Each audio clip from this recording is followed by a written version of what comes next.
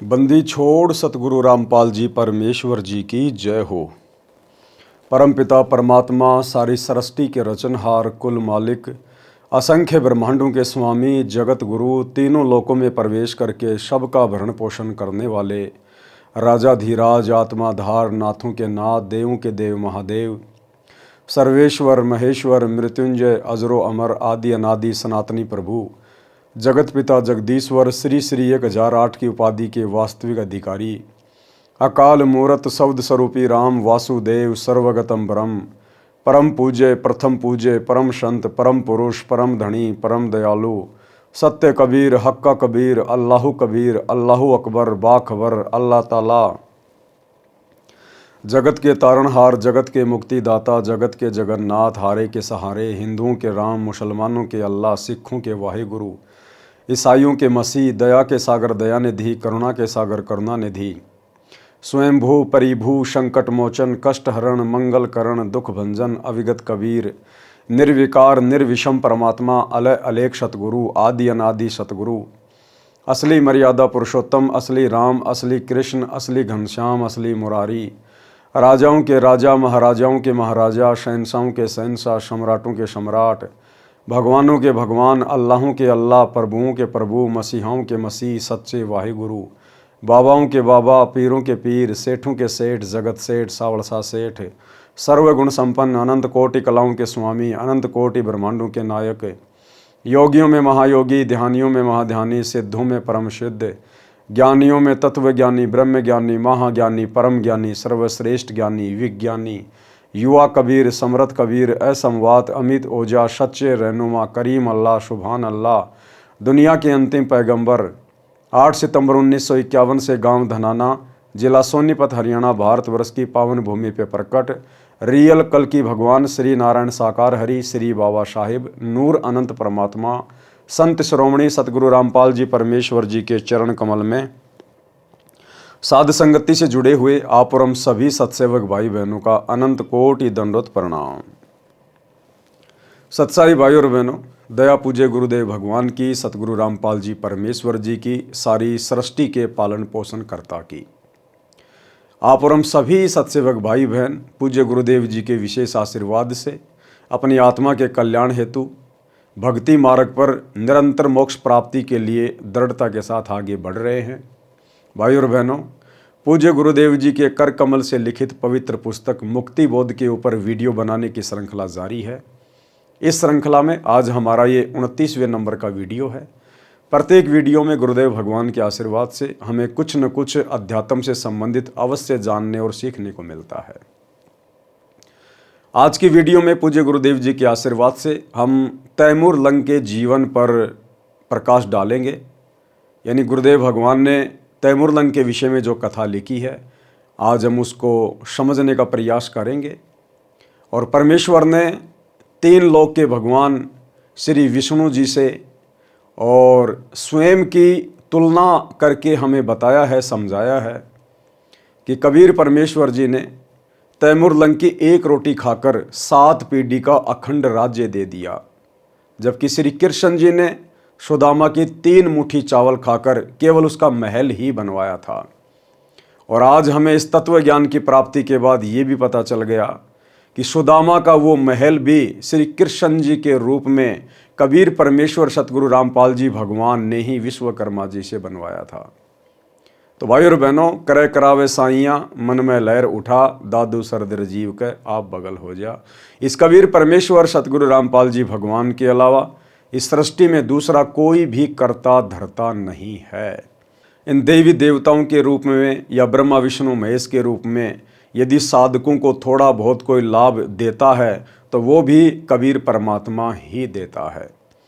जब ये देवी देवता ब्रह्मा विष्णु महेश भी विशेष संकट में होते हैं और जब आत्मा से अपनी रक्षा की पुकार करते हैं तो भाई और बहनों, इनके भक्ति आधार से, इनके पुण्य के आधार से ये कबीर परमात्मा सतगुरु रामपाल जी भगवान इनकी भी मदद करने के लिए प्रकट होता है। जैसे रावण का वध करते समय श्री रामचंद्र जी ने दुखी होकर रावण के वध के लिए परमात्मा से प्रार्थना की। 6 महीने हो गए थे श्री रामचंद्र जी को विभीषण ने जब ये बता दिया था कि इसकी नाभि में अमृत कुंड है, जब तक वहाँ तीर नहीं लगाओगे तब तक ये मरेगा नहीं। परंतु 6 महीने हो गए थे श्री रामचंद्र जी को निशाना लगाते हुए, रावण की नाभि में निशाना भी नहीं लगा पा रहा था। अंत में थक हार कर रो रो कर परमात्मा से प्रार्थना की। तब इस कबीर परमेश्वर सतगुरु रामपाल जी भगवान ने श्री रामचंद्र जी की पुकार पर सूक्ष्म रूप बनाकर और रावण का वध किया। ठीक इसी प्रकार द्वापर में श्री कृष्ण का रूप बनाकर कबीर परमेश्वर सतगुरु रामपाल जी भगवान ने ही कंस का वध किया था। अन्यथा श्री कृष्ण जी तो बालक थे, कंस के सामने बालक बच्चे, उनकी कोई बिसात नहीं थी कि वो कंस का वध कर देते। चाणूर जैसे पहलवान को भी, कंस केसी जैसे राक्षस को भी इसी कबीर परमात्मा सतगुरु रामपाल जी भगवान ने ही श्री कृष्ण रूप बनाकर मारा था। तो भाई और बहनों, आज हम उसी कबीर परमेश्वर सतगुरु रामपाल जी भगवान की महिमा सुनने जा रहे हैं। पवित्र पुस्तक मुक्ति बोध पेज नंबर 492 तैमूर लंग को 7 पीढ़ी का राज्य कबीर जी ने दिया। कबीर परमात्मा ने 1 रोटी के बदले 7 पीढ़ी का राज तैमूर लंग को दिया। पारक के अंक की वाणी नंबर 1170 से 1180। गरीब दिल्ली अकबराबाद फिरी लाहौर कूंजात, रोटी रोटी करत है किने न बूझी बात। गरीब तिबर लंग तालिब मिले एक रोटी की चाह, जिंदा रूप कबीर धरी तिबर लंग सुनिरा। गरीब दिल्ली अकबराबाद फिरी लाहौर कूंजात, रोटी रोटी करत है किने न बूझी बात। गरीब तिबर लंग तालिब मिले एक रोटी की चाह, जिंदा रूप कबीर धरी तिबर लंग सुनी राह। गरीब रोटी पोई प्रीत से जल का ठूठा हाथ, जिंदे की पूजा करी मात पुत्र दो साथ। गरीब सांकल काडी चीड़ की सन्मुख लाई लात, लात घमू के लाए कर जिंदा भया अजाती। गरीब रोटी मोटी हो गई साग पतर विस्तार, 87 छिक गए पंडो जग जो नार। गरीब दुर्वासा पूठे पर कौरव दीन सराप, पंडो पद ल्यो लीन है कौरव तीनों ताप। गरीब 18 खूणी खपी गई दुर्योधन बलवंत, पंडो संग समीप है आदि अंत के संत। गरीब तिबर लंग हूँ म्यो रहे मन में कुछ नहीं चाहा, मौज मेहर मोला करी दीन्या तकत बैठाए। गरीब हिंद जिंद सब ही दई सेत बंद लग सीर, गड़गजनी ताबे करी जिंदा इसम कबीर।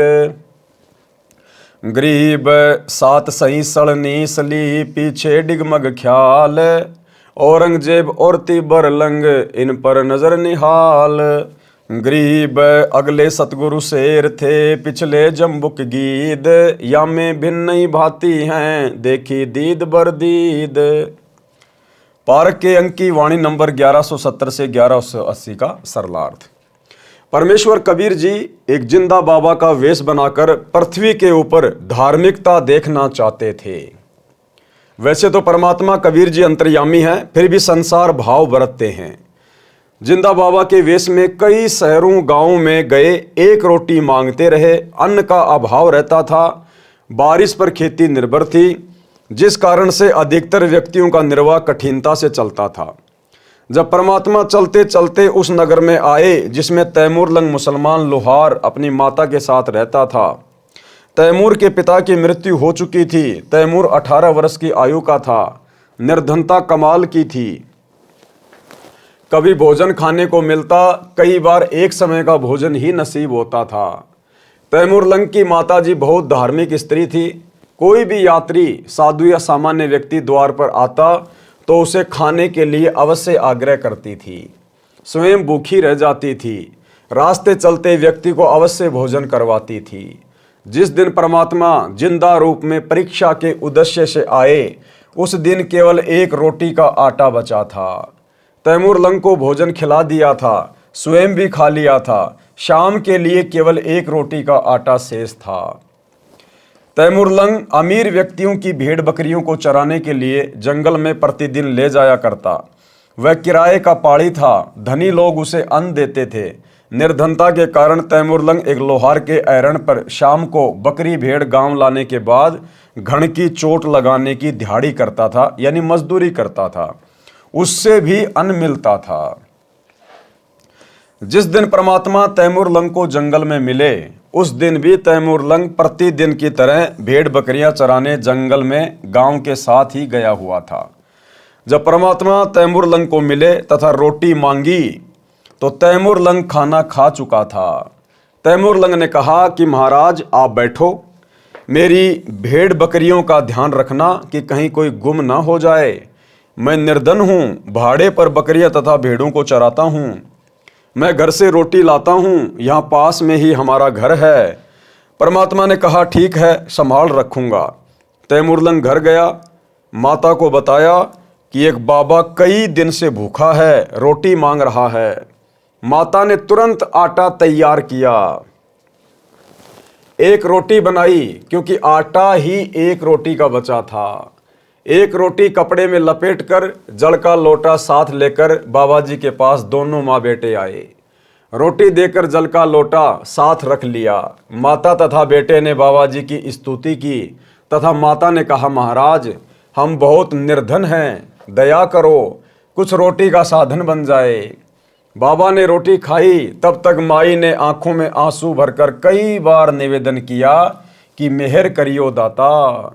और तैमूर लंग की माँ वो एक रोटी खाते खाते परमात्मा से कई बार अरदास कर चुकी थी कि हम बहुत गरीब हैं, बहुत निर्धन हैं। और परमात्मा ने फिर तैमूर लंग को 7 पीढ़ी का राज्य दे दिया, उसकी कमर में 7 साकड़ मार के।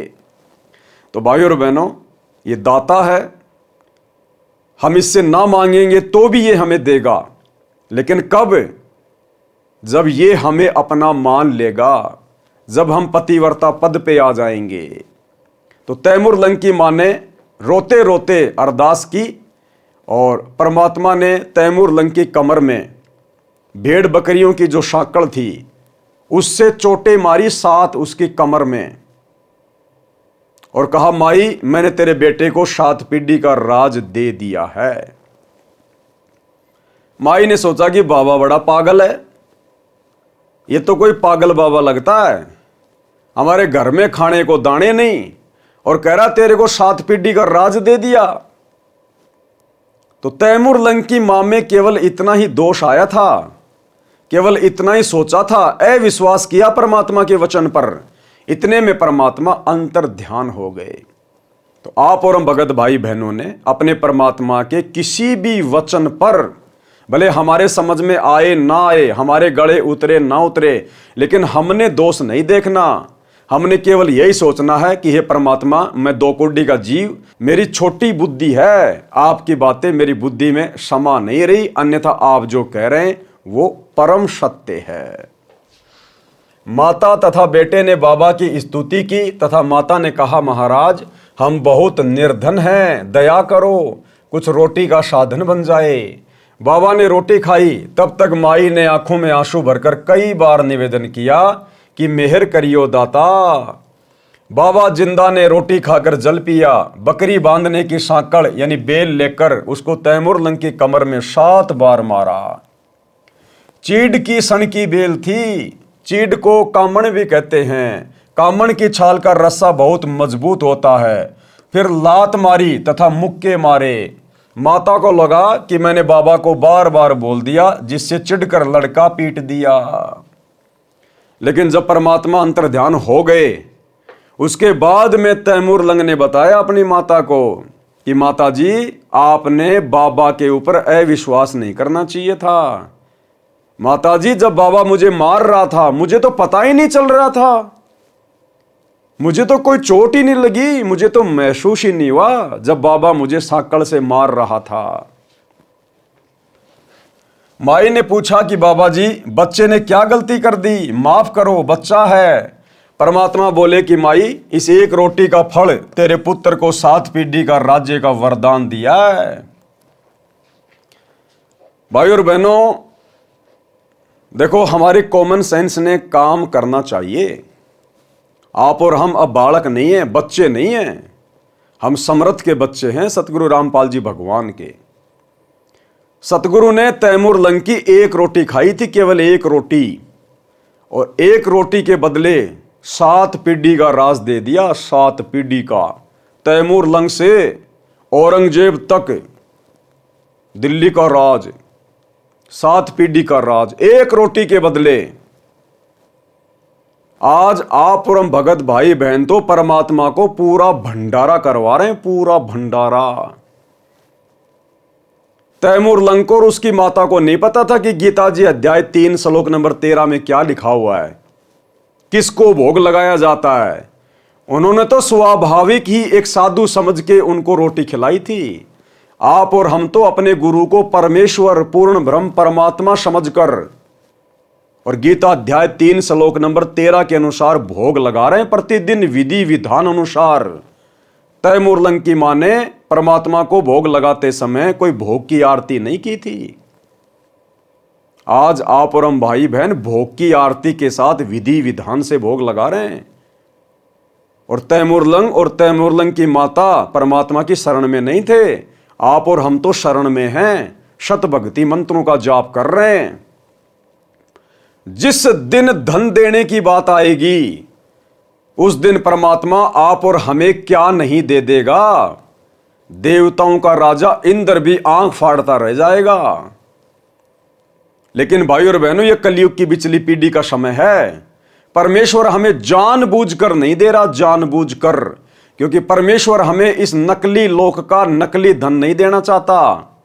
इस सेवा भाव के बदले, इस भक्ति के बदले परमात्मा हमें शतलोक का अखंड सुख, अखंड राज्य देना चाहता है। अन्यथा जो सेवा बंदगी आप और हम भाई बहन अपने गुरु को परमात्मा मान के कर रहे हैं, उन्हीं के आशीर्वाद से, इसके बदले तो परमात्मा ब्रह्मा विष्णु महेश के राज्य जैसे असंख्य राज्य हमें दान में दे सकता है, भीख में दे सकता है। यह परमात्मा आप और हमारे भक्ति भाव से परमात्मा इतना प्रसन्न है, जो कलयुग की बिचली पीढ़ी में हमने गुरु रूप में परमेश्वर को पहचान लिया, घर घर आश्रम बना दिए, प्रतिदिन परमात्मा को भोग लग रहा है। क्या नहीं दे दे परमात्मा। तो जो भाई बहन थोड़ी बहुत निर्धनता की हालत में है, गरीबी की हालत में है, अपने मन में कभी दोष भी मत लेके आना सम्मन की तरह। काश मेरे पास में धन होता, काश मैं भी अमीर होता, बढ़िया परमात्मा का बेड लाता, बढ़िया परमात्मा को भोग लगाता। इस प्रकार की कोई कामना भी मत करना अपने मन में। जैसा है वैसा करते रहो, बस अपने भाव शुद्ध रखो। साधु भूखा भाव का, धन का भूखा नहीं। और फिर आने वाले समय में जब वो ठीक का समय आएगा, परमात्मा उचित समझेगा, हमें परमात्मा यहां के भी सर्व सुख देगा, सर्व सुख, और अंत में मोक्ष भी देगा। तो भाई और बहनों, हमने अपने परमात्मा से वैसे तो डिमांड करनी नहीं चाहिए। जैसे गुरुदेव कहते हैं ना कि अगर भगवान से मांगना है तो इतना मांगो कि साईं इतना दीजिए जामे कुटुंब समाए, हम भी भूखे ना रहें साधु ना भूखा जाए। हमने तो इस कलयुग की बिचली पीढ़ी में इतना भी नहीं मांगना। अरे यदि हम सत भक्ति कर रहे हैं, गुरु को परमात्मा मान रहे हैं, तो उसका विधान है बिना मांगे देगा। यदि हम तीनों समय की आरती विधि विधान से कर रहे हैं, गुरु को इष्ट मान के कर रहे हैं, हाथ में भक्ति बोध लेकर उनके सामने खड़े होके कर रहे हैं, तो भक्ति बोध में हम अपने परमात्मा से रोजाना मांगते ही तो हैं। गरीब उत्तम कुल करतार दो, द्वादश भूषण संग, रूप दरवे दो, दया करो ज्ञान भजन सत्संग, शील संतोष विवेक दो, दया अक्षमा इकतार, भाव भक्ति वैराग्य दो, नाम निरालम सार, योग युक्ति स्वास्थ्य जगदीश दो, सूक्ष्म ध्यान दयाल। तो सुबह के नित्य नियम से लेकर दोपहर की आरती और संध्या आरती, हम इसमें परमात्मा की महिमा भी करते हैं। हम परमात्मा से आवश्यक वस्तुएं मांगते भी हैं, भक्ति भाव भी मांग रहे हैं। तो यदि हम विधि विधान से भक्ति करेंगे, तो हमारा गुरुदेव भगवान, हमारा परमात्मा गूंगा बहरा नहीं है, ये अंतर्यामी परमात्मा है। ये फिर अपने विधि विधान अनुसार बिन मांगे देगा, बिन मांगे। यदि हमने आम का पेड़ लगा दिया और यदि उसकी देखभाल कर रहे हैं तो समय आने पर आम का पेड़ आम ही देगा, और इतने देगा हम भी खाएंगे, पड़ोसी भी खाएगा, रिश्तेदार भी ले जाएंगे, फिर भी लदपद रहेंगे। तो इस कलयुग की बिचली पीढ़ी में तो भक्तों ने अपने गुरुदेव भगवान से मांगना भी नहीं है। अगर मांगना भी है तो परमात्मा ने बताया कि भक्ति दान मोय दीजियो देवन के देवा हो, उसमें सब कुछ आ गया, हमने सब कुछ मांग लिया। हमें गुरुदेव भगवान सत्संग में सुनाते हैं कि एक सास और बहू का अक्सर झगड़ा रहता था। अब उस सास ने उस लड़की के पिता को बुला लिया। तो लड़की का पिता आया और बोला, जी क्या बात है, किस बात का झगड़ा है? तो लड़की की सास कहने लगी कि आपकी बेटी किसी चीज को छोड़ती नहीं है, किसी चीज को नहीं छोड़ती है। घी ये खा जाती है, दही ये खा जाती है, मलाई ये खा जाती है, ये किसी चीज को छोड़ती नहीं घर में। तो लड़की के पिता ने कहा कि बेटी तू एक काम किया कर, छिक के दूध पी लिया कर, जितना दूध पिया जाए तो उतना दूध पी लिया कर बेटा। दूध में दही भी आ गया, मलाई भी आ गई, घी भी आ गया। तो इसी प्रकार भाई और बहनों, हम यदि मर्यादा में रह के भक्ति करेंगे, गुरुदेव को प्रसन्न करेंगे, तो भाई और बहनों हमें अलग से मांगने की कुछ आवश्यकता ही नहीं पड़ेगी। अगर हम परमात्मा से केवल भक्ति मांगेंगे कि भक्ति दान मोय दीजियो देवन के देवा हो, ये अंतर्यामी हमें हर आवश्यक जायज वस्तु देगा जिस समय हमें उसकी आवश्यकता पड़ेगी, और नाजायज ये बिल्कुल नहीं देगा। उस आत्मा को तो बिल्कुल भी नहीं देगा नाजायज वस्तु जिस आत्मा का परमात्मा ने इसी जन्म में मोक्ष करना होगा। इसलिए हमने अपने गुरुदेव भगवान की रजा में राजी रहते हुए, जैसा भी परमात्मा ने हमें घर परिवार दिया है, संपत्ति दी है, हमने उसी में प्रसन्न रहकर गुरु जी का प्रसाद मानकर खुशी खुशी अपनी भक्ति पे लगे रहना है। जब देने का समय आएगा परमात्मा इतना दे देगा, आप और हमने हाथ जोड़ने पड़ जाएंगे कि परमात्मा इससे ज्यादा नहीं। तो हमने अपने गुरु पर विश्वास रखना चाहिए। परमात्मा बोले कि माई, इस एक रोटी का फल तेरे पुत्र को 7 पीढ़ी का राज्य का वरदान दिया है। जो 7 बार बेल यानी सांकड़ मारी है, जो लात तथा मुक्के मारे हैं, ये इसका राज्य टुकड़ों में बढ़ जाएगा। माई को लगा कि बाबा पागल है, अब गुरु जी के प्रति दोष आ गया, परमात्मा के प्रति, साधु की बात के प्रति दोष आ गया। माई को लगा कि बाबा पागल है, रोटी शाम की भी नहीं है और कह रहा है तेरा बेटा राज करेगा। माई विचार ही कर रही थी कि बाबा जिंदा अंतर ध्यान हो गया। तो आज गुरुदेव भगवान हमें जो जो बातें बता रहे हैं, हमने प्रत्येक बात को पत्थर की लकीर समझ लेना चाहिए। साध वचन पलटे नहीं, चाहे पलट जाए ब्रह्मांड। कि बच्चों, अगर मर्यादा में रहकर अंतिम श्वास तक भक्ति करते रहे तो इसी जन्म में तुम्हारा मोक्ष पक्का है। तो यह सतगुरु का वचन है। यदि हम सतगुरु की मर्यादा के अनुसार भक्ति करते रहे तो सतगुरु का वचन निष्फल नहीं हो सकता। हमारा अगला कदम सतलोक में ही होगा। कुछ दिन के पश्चात गांव की एक जवान लड़की को राजा के सिपाही उठाने की कोशिश कर रहे थे। वे राजा के लिए विलास करने के लिए ले जाना चाहते थे। तैमूर लंग दौड़ा दौड़ा गया, सिपाहियों को लाठी से पीटने लगा, कहने लगा कि हमारी बहन हमारी इज्जत है, दुष्ट लोगों चले जाओ। परंतु वे 4-5 थे, घोड़े 7 थे। उन्होंने तैमूर लंग को बहुत पीटा, मरा हुआ समझकर छोड़ दिया और लड़की को उठा ले गए। तैमूर लंग होश में आया। गांव में चर्चा चली कि तैमूर लंग ने बहादुरी का काम गांव की इज्जत के लिए किया। अपनी जान के साथ खेलकर गांव की इज्जत बचानी चाहिए। गांव के प्रत्येक व्यक्ति की हमदर्दी का पात्र बन गया। ये भी कोई परमात्मा की रजा थी उसके ऊपर। एक रात्रि को सौपन में बाबा जिंदा तैमूर लंग को दिखाई दिया और बोला कि जिस लुहार के एरण पर शाम को नौकरी करता है उसके नीचे खजाना है, तू उस स्थान को मोल ले ले। मैं उस लुहार के मन में बेचने की प्रेरणा कर दूंगा। क्रय करावे साइयां मन में लहर उठा। जब परमात्मा ने अपने भगत के लिए कुछ करना होता है तो दोनों तरफ परमात्मा ही प्रेरणा करता है, सारे रास्ते खुल जाते हैं। मैं उस लोहार के मन में बेचने की प्रेरणा कर दूंगा। 2 महीने की उधार कह देना, तैमूरलंग ने अपना सपना अपनी माताजी को बताया। जो जो बात परमात्मा से हुई थी माताजी को बताई। माताजी ने कहा, बेटा बाबा जी मुझे भी आज रात्रि में स्वप्न में दिखाई दिए थे, कुछ कह रहे थे, मुझे स्पष्ट नहीं सुनाई दिया। माता ने कहा कि बाबा जी की बात सच्ची है तो बेटा धन्य हो जाएंगे, तू जा ऐरण वाले से बात कर। ऐरण वाले के मन में कई दिन से प्रबल प्रेरणा हो रही थी कि ये स्थान कम पड़ गया है, मेरी दूसरी जगह जमीन बड़ी है, इसे कोई उधार भी ले ले तो दे दूंगा, मैं अपने बड़े प्लाट में ऐरण लगा लूंगा। तैमूरलंग ऐरण वाले मालिक के पास गया और वर्तमान ऐरण वाली जगह को उधार लेने की प्रार्थना की। ऐरण वाला बोला कि बात पक्की करना, जो समय रुपए देने का रखा जाएगा उस समय रुपए देने होंगे। तैमूरलंग ने कहा कि 2-3 महीने में रुपए दे दूंगा। ऐरण वाला तो 1 वर्ष तक उधार पर देने को तैयार था। बात पक्की हो गई। तीसरे दिन ऐरण वाली जगह खाली कर दी गई।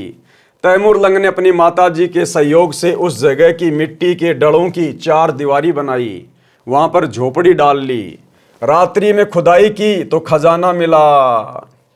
ऐरण वाला पुराना ऐरण भी उसे दे गया, उसे कुछ रुपए ले लिए, स्वयं नया ऐरण ले आया। परमात्मा स्वप्न में फिर तैमूरलंग को दिखाई दिए तथा कहा कि बेटा खजाने से थोड़ा थोड़ा धन निकालना, उससे 1-2 घोड़ा लेना, उन्हें महंगे सस्ते लाभ हानि में जैसे भी बिके बेच देना, फिर कई घोड़े लाना, उन्हें बेच आना। जनता समझेगी कि तैमूरलंग का व्यापार अच्छा चल गया। तैमूरलंग ने वैसे ही किया। 6 महीने में अलग से जमीन मोल ले ली। पहले भेड़ बकरियां खरीदी, बेची, फिर सैकड़ों घोड़े वहां बांध लिए, उन्हें बेचने ले जाता और ले आता। गांव के नौजवान लड़के नौकर रख लिए, बड़ा मकान बना लिया। तैमूरलंग को वह घटना रह रहकर कचोट रही थी कि यदि मैं राजा बन गया तो सबसे पहले उस अपराधी बेशरम राजा को मारूंगा जिसने मेरे गांव की इज्जत लूटी थी। जवान लड़की को उसके सैनिक बलपूर्वक उठाकर ले गए थे। अब तैमूरलंग के साथ धन था, जंगल में वर्कशॉप बनाई, लोहार कारीगर था, स्वयं तलवार बनाने लगा। गांव के नौजवान व्यक्तियों को अपना उद्देश्य बताया कि उस राजा को सबक सिखाना है जिसने अपने गांव की बेटी की इज्जत लूटी है। मैं सेना तैयार करूंगा, जो सेना में भर्ती होना चाहे उसे 1 रुपया तनख्वाह दूंगा।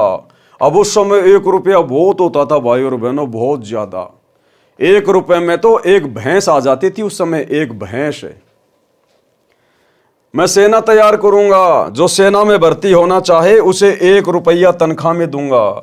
उस समय 1 रुपया चांदी का बहुत होता था। जवान लड़के सैकड़ों तैयार हो गए, वे अपने रिश्तेदारों को ले आए।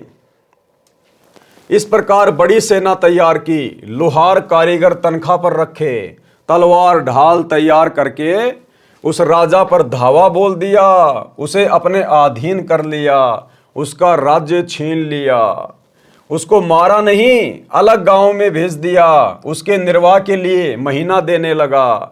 धीरे धीरे तैमूरलंग ने इराक, ईरान, तुर्किस्तान पर कब्जा कर लिया, फिर भारत पर भी अपना शासन जमा लिया। दिल्ली के राजा ने उसकी पराधीनता यानी गुलामी स्वीकार नहीं की, उसे मार भगाया। उसके स्थान पर बरेली के नवाब को दिल्ली का वायसराय बना दिया, जो तैमूरलंग का गुलाम रहा। उसे प्रति 6 महीने फसल कटने पर कर देकर आता था। तैमूरलंग की मृत्यु के पश्चात दिल्ली के वायसराय ने कर देना बंद कर दिया, स्वयं स्वतंत्र शासक बन गया। तैमूरलंग का पुत्र दिल्ली का राज्य लेना चाहता था तो उसे नहीं दिया। बाबर तैमूरलंग का तीसरा पोता था। उसने बार बार युद्ध करके अप्रैल सन 1526 में भारत का राज्य प्राप्त कर लिया। अब भाइयों और बहनों, इतिहास की ये गूढ़ बातें कि तैमूरलंग ने एक बरेली के वायसराय को दिल्ली की गद्दी पे बैठाया और तैमूरलंग के मरने के बाद में उस वायसराय ने अपने आप को स्वतंत्र राजा घोषित कर दिया। ये बातें आपको इतिहास में भी देखने और ढूंढने को नहीं मिलेंगी। जो बातें परमेश्वर जी अपने कर कमल से लिख रहे हैं, क्योंकि तैमूरलंग को 7 पीढ़ी का राज्य देने वाला कोई और नहीं था। स्वयं सतगुरु रामपाल जी भगवान थे, इनसे भला क्या छुपा हुआ है। उसने बार बार युद्ध करके अप्रैल 1526 में भारत का राज्य प्राप्त कर लिया। बाबर का पुत्र हुमायूं था, हुमायूं का अकबर, अकबर का जहांगीर, जहांगीर का शाहजहां, शाहजहां का पुत्र औरंगजेब हुआ। 7 पीढ़ियों ने भारत पर राज्य किया। इतिहास गवाह है, फिर औरंगजेब के बाद राज्य टुकड़ों में बट गया। अन्नदेव की आरती में भी संत गरीबदास जी ने कहा है कि रोटी तैमूर लंग को दीनी, यानी तैमूर लंग ने परमात्मा को एक रोटी खिलाई थी, ताते 7 पातशाही लीनी, उसके बदले 7 पीढ़ी का राज दे दिया परमात्मा ने, 7 पीढ़ी का राज। और आज हम अपने गुरु को इष्ट मानकर जो घर घर में उन्हें भोग लगा रहे हैं, हमें परमात्मा सदा का राज्य देगा, सदा का। यहाँ की 7 पीढ़ियों का राज्य तो सतलोक के राज्य के आगे कुछ भी नहीं है, गंध है, गंध। आज हम जिस विधि विधान से परमेश्वर को प्रसन्न करने में लगे हुए हैं, हमें परमात्मा अखंड राज्य देगा, सतलोक का अखंड राज्य। इसलिए हम केवल यहां का राज्य मांगकर अपने कर्म ना फोड़ें, परमात्मा को नाराज ना करें, दुखी ना करें। भाई और बहनों, हम पहले कहानी सुना करते थे। एक लड़का अपनी मां के साथ में दुकान पे गया, तो लड़के ने टॉफी के डिब्बे को हाथ लगाया, मिठाई के डिब्बे को हाथ लगाया। तो माता ने कहा कि बेटा क्या लेगा? उसने कहा कि मिठाई लूंगा, मिठाई। तो दुकानदार बोला बेटा ले ले, इसमें हाथ दे के ले ले, इसमें निकाल ले। तो बेटे ने नहीं निकाला, कहा अंकल जी आप दो, मेरा हाथ बहुत छोटा है, मेरे हाथ में तो 2-4 ही टॉफी आएंगी, आप अगर अपने हाथ से दोगे तो बहुत सारी टॉफी आएंगी। तो हम अपने गुरुदेव भगवान से मांगकर अपनी मूर्खता का प्रमाण ना दें। हम ज्यादा से ज्यादा क्या मांगेंगे? हम एक कार मांग लेंगे, एक प्लाट मांग लेंगे, 2-4 जमीन के टुकड़े मांग लेंगे, बच्चे की नौकरी मांग लेंगे। इससे ज्यादा हमारी बुद्धि काम ही नहीं करती। और परमेश्वर जब देगा तो छप्पर फाड़ के देगा, हमारी कल्पना से बाहर देगा। और हमने तो यहां का कुछ चाहिए नहीं भाइयों, यहां का तो परमात्मा हमें देना भी नहीं चाहता। परमात्मा कहते हैं इंद्रदा राज कागदा बिष्टा ना बोगा इंद्राणी नु। फिर इस धरती का भला हम क्या मांगे परमात्मा से? हमें जिस चीज की आवश्यकता थी युगों युगों से, जो चीज सदा हमारे साथ में रहेगी, वो भक्ति हमें गुरुदेव ने दे दी।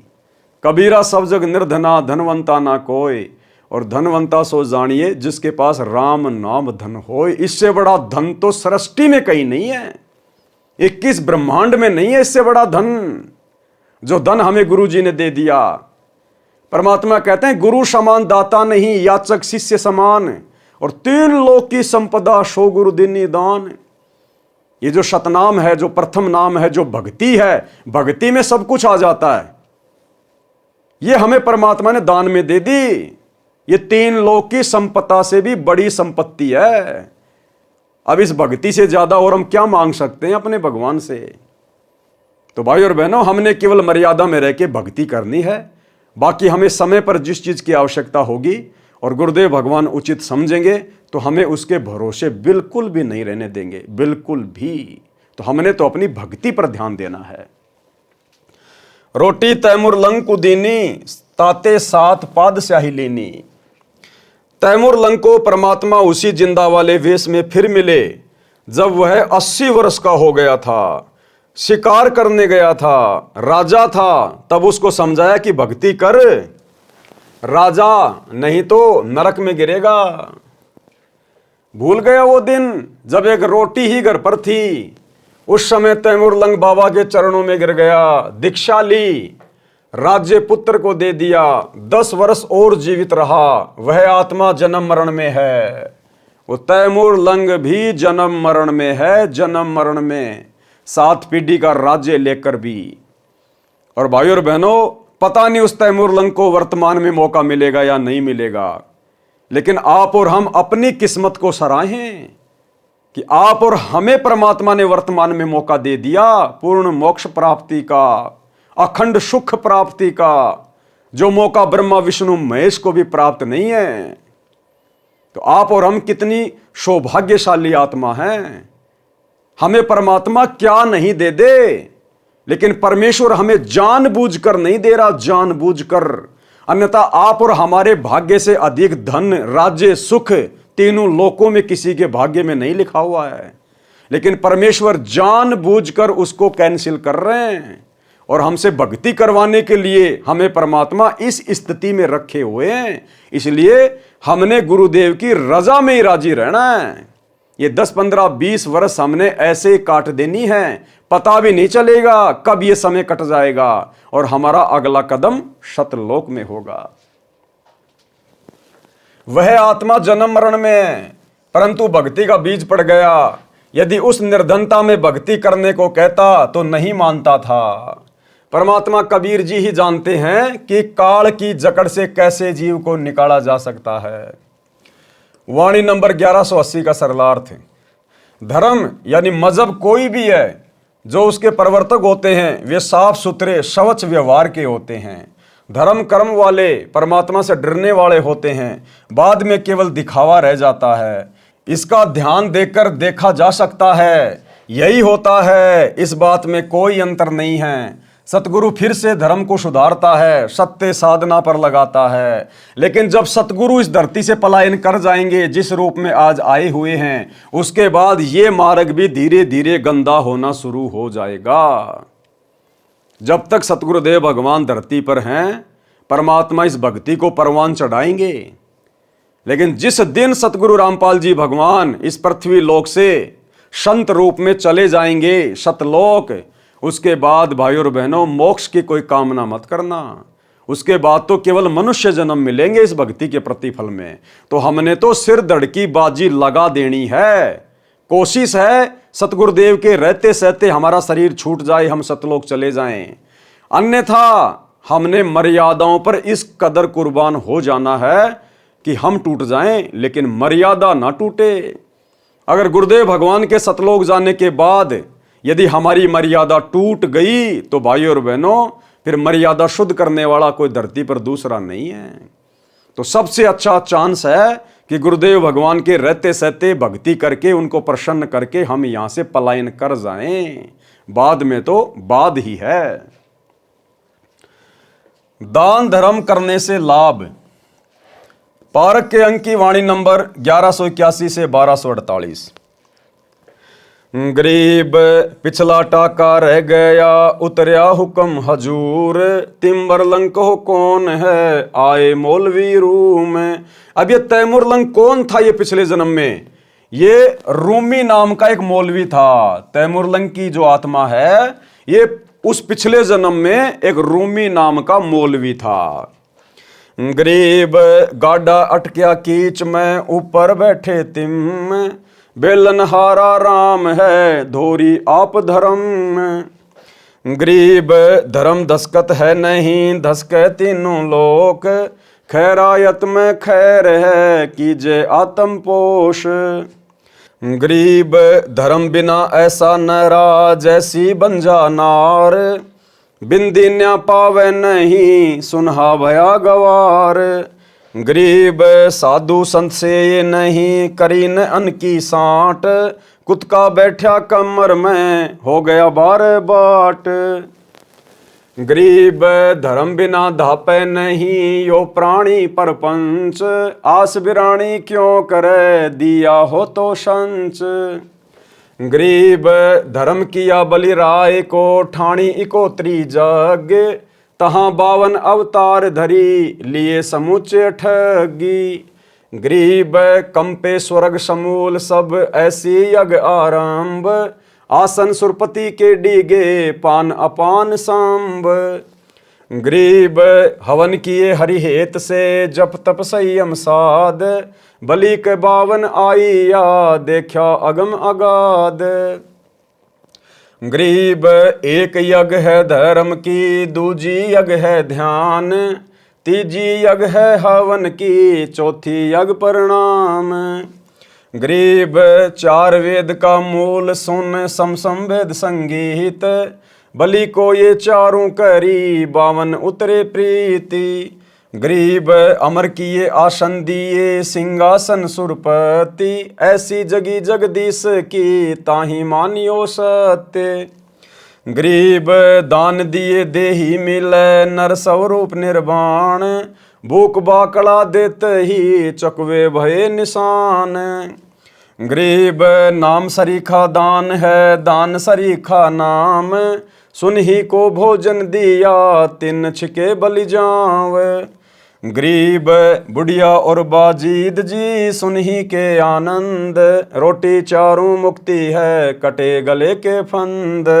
गरीब राजा की बांधी होती रोटी देत हमेश, चक्र भय दऊं दिशा जीते जंग नरेश। गरीब इंद्र भय हैं धर्म से यज्ञ है आदि जुगादि, शंख पचायन जद बजे पंच गिरासी साध। गरीब सुपच संग सब करत है नीच जाति बिश्चूक, पौमी बिगसी सुरग सब खिले न पर्वत रूख। गरीब कनी कनी बाजा सब सुन्या पंच टेर क्यों दीन, द्रौपदी के दुर्भाव है तास भय मुस्कीन। गरीब करी द्रौपदी दिल मंजना सुपच चरण पी धोए, बाजे शंख सर्व कला रहे आवाज गोए। गरीब द्रौपदी चरणा अमृत लिए सुपच शंख नहीं कीन, बाजा शंख असंख धुनि गण गंधर्व ल्योलीन। गरीब सुनी शंख की टेर जिन हृदय भाव विश्वास, जोनी संकट ना पड़े होसी गर्भ न तराश। गरीब दान अभय पद अजर है नहीं दुई दुर्भाव, जग करी बल राय को बावन लिए बुलाए। गरीब दिया दान दादीच को पांसों तनक ध्यान, 33 कुरनसी करे हो गए पद परवान। गरीब दान वित्त समान है टोपी को पिन टूक, या से लघु क्या और है साग पत्र दई भूख।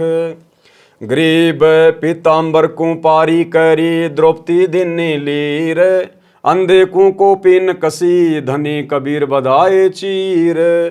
गरीब देना जग में खूब है दान ज्ञान परवेश, ब्रह्मा को तो जग करी बतलाई है शेष। गरीब दान ज्ञान ब्रह्मा दिया सकल सृष्टि के माही, सूम डूम मांगत फिरे जिन कछु दिन्या नाई। गरीब दान ज्ञान प्रणाम करी होम जो हरि के हेत, यज्ञ पंचमी तुझ कहूँ ध्यान कमल सुरसेत। गरीब धर्म कर्म जग कीजिए कुएं बाय तालाब, इच्छा स्थल स्वर्ग सुग सब पृथ्वी का राव। गरीब भूख्या भोजन देत है कर्म यज्ञ जो नार, 100 गज फीलों चढ़त हैं पाल की कंद कहार। गरीब कुएं बाय तलावड़ी बाग बगीचे फूल, इंद्रलोक गण कीजिए परी हिंदोलों झूल। गरीब जति सती इंद्री दमन बिन इच्छा बाटंत, काम धेनु कल्प वृक्ष पद तास बार दूजंत। गरीब स्वर्ग नंदनी दर बंदे बिन इच्छा जो नार, गण गंधर्व और मुनि जन तीनों लोक अधिकार। गरीब पतिव्रता नारी धरो आन पुरुष नहीं ने, अपने पति की बंदगी दुर्लभ दर्शन ये। गरीब माता मुक्ति सुनीति सी मैना सी पुरकार, फकर फरीद फिकर ल गया कूप कल्प दीदार। गरीब ऐसी जननी मात सत्य पुत्र दे उपदेश, और नार व्यभिचारिणी यो भागत हैं शेष। गरीब समुद्र तो नग देत है इंद्र देत स्वाति, नारी पुत्र देत है ध्रुव कैसी लगमाती। गरीब 7 धात पृथ्वी दई 7 अन्न परवीन, वृक्षा नदियों फल दिए यो नर मूड कुलीन। गरीब जिन पुत्र नहीं जग करी पिंड प्रदान पुराण, नाहक जग में अवतरे जिनसे निका स्वान। गरीब बिना धर्म क्या पाइए, 14 भवन विचार, चमरा चूक्या चाकरी, स्वर्ग हूँ मैं बेकार। गरीब स्वर्ग स्वर्ग सब जीव कहें, स्वर्ग माही बड़ दुख, जहाँ 84 कुंड है, थंब बले ज्यों लोक। गरीब कुंड पड़ा निकसै नहीं, स्वर्ग न चितवन कीन, धर्मराय के धाम में मार अधिक बेदीन। गरीब कर साहिब की बंदगी, सुमरण कल्प कबीर, जम के मस्तक पाँव दे, जाय मिले धर्म धीर। गरीब धर्म धीर जहाँ पुरुष है, ताकि कल्प कबीर, सकल प्राण में रम रहा, सब पीरन सिर पीर। गरीब धर्म दजा फरकंत है, तीनों लोक तलाक, पापी चुन चुन मारिए, मुख में दे दे राख। गरीब पापी के पर्दा नहीं, शिव पर कल्प करंत, माता को घरणी कहे, भस्मा गिर भस्मंत। गरीब भस्म हुए आप कल्प से, शिव को कछु न कीन, इस दुनिया संसार में कर्म भय लोलीन। गरीब जिन्हों दान तद्दब किया, तिन पाई सब रिद, बिंदानी व्यागर भये, तासर पंजाबे गद। गरीब कर दीने कुर्बान जान, नैन नाक मुख द्वार, पीछे कछु राख्या नहीं, नर मानुष अवतार। गरीब दान दया दरवेश दिल, बैराट फटक जो दिल, दानी ज्ञानी निपजही, सोम सदा ज्यों शील।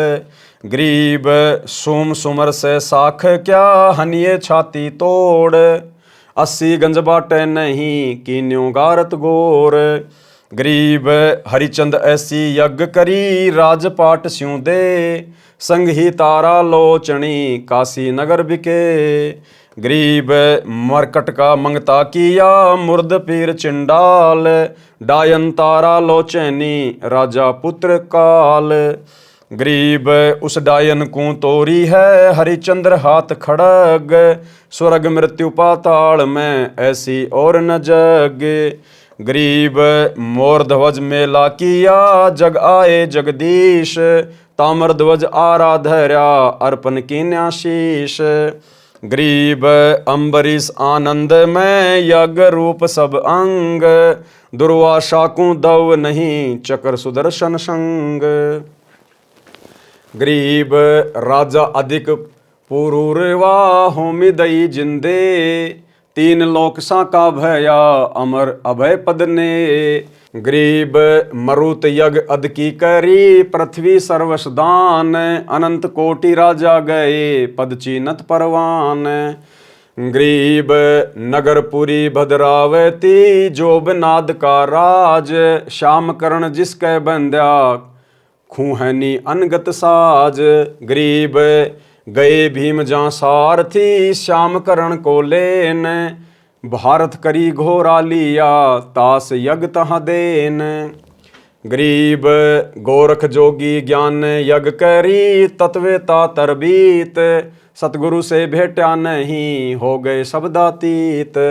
गरीब सेव सम्मन जग करी, शीस भेद कर दीन, सतगुरु मिले कबीर से, शीस चढ़े फिर सीन।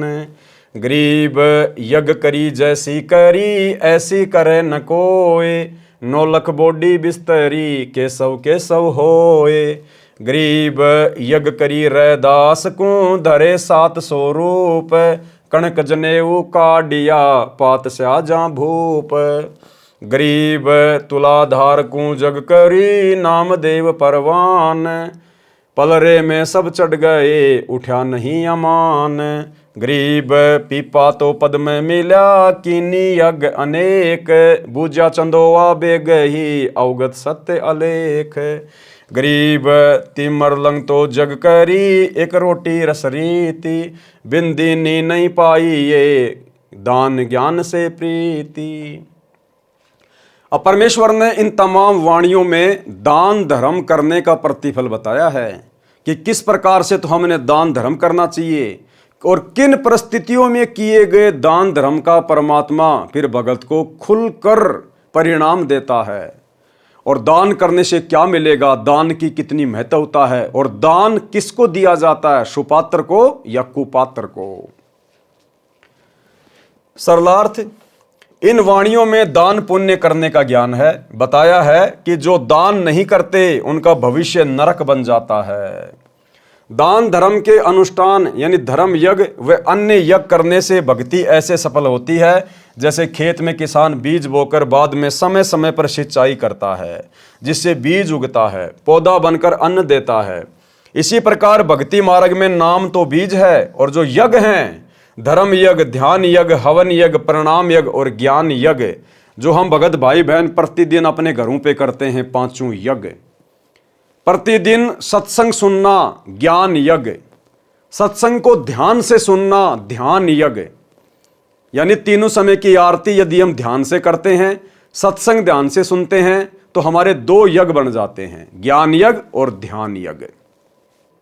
हम गुरुदेव भगवान को प्रतिदिन दंडवत प्रणाम करते हैं। अगर हम निरअभिमानी होकर, निष्कपटी होकर, गुरु को परमेश्वर मानकर, और जो विधि गुरुदेव ने बताई दंडवत प्रणाम करने की, यदि हम उस विधि से दंडवत प्रणाम करते हैं तो प्रतिदिन हमारा वो प्रणाम यज्ञ हो जाता है। हवन यज्ञ, आप और हम सभी भगत भाई बहन गाय या भैंस का देसी घी और खड़ी बत्ती का दीपक जलाते हैं, वो हमारा हवन यज्ञ। तो 4 यज्ञ हो गई, ज्ञान यज्ञ, ध्यान यज्ञ, प्रणाम यज्ञ, हवन यज्ञ, और 5वीं यज्ञ धर्म की। हम सभी भगत भाई बहन आज अपने गुरुदेव भगवान की गैर हाजिरी में प्रतिदिन अपने गुरुदेव भगवान को घर पर भोग लगा रहे हैं। ये हमारा सबसे बड़ा धर्म यज्ञ है। इसके उपरांत यदि साथ संगति में कोई सेवा चलती है, सभी भाई बहन मिलकर अपने सामर्थ्य के अनुसार सहयोग करते हैं, वो भी हमारा धर्म यज्ञ में गिना जाता है। और जब हमारे गुरुदेव भगवान हमारे समक्ष होंगे, उस समय हम सभी भगत भाई बहन अपने सामर्थ्य से बढ़कर उनके चरणों में अपने आत्म कल्याण के लिए दान धर्म करेंगे, फिर वो हमारा धर्म यज्ञ होगा। आपके घर पर कोई भगत भाई बहन आ गए, आपने उनको प्रेम से भोजन भंडारा करवा दिया, वो आपका धर्म यज्ञ हो गया। कहीं साथ संगति है, कहीं समागम है, वहां पर आपने अपना सहयोग कर दिया, आटा, दाल, चावल, चीनी, कुछ भी, वो आपका धर्म यज्ञ हो गया। लेकिन वो जगह सही होनी चाहिए।